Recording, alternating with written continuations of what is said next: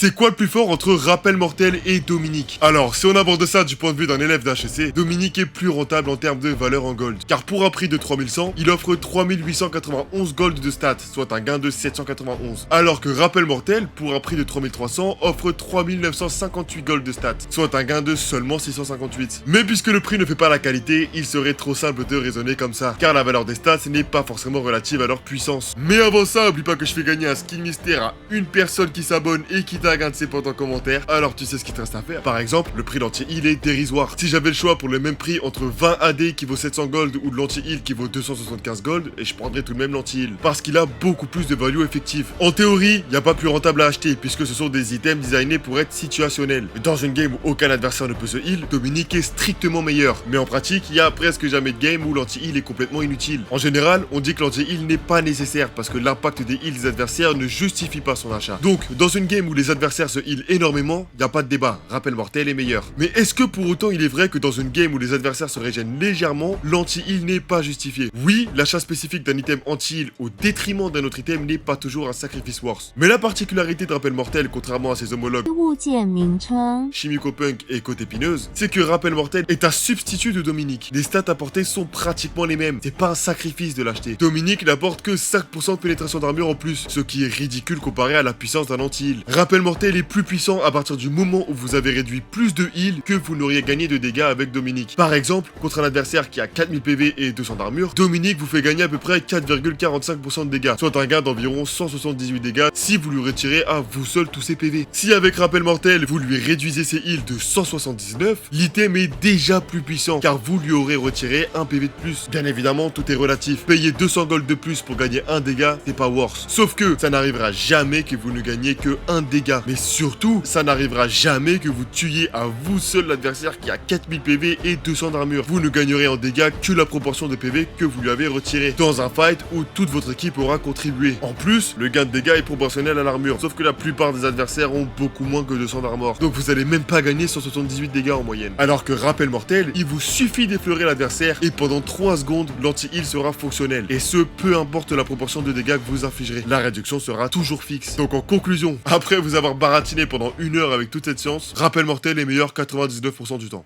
Voilà. Si tu veux gagner un skin, abonne-toi.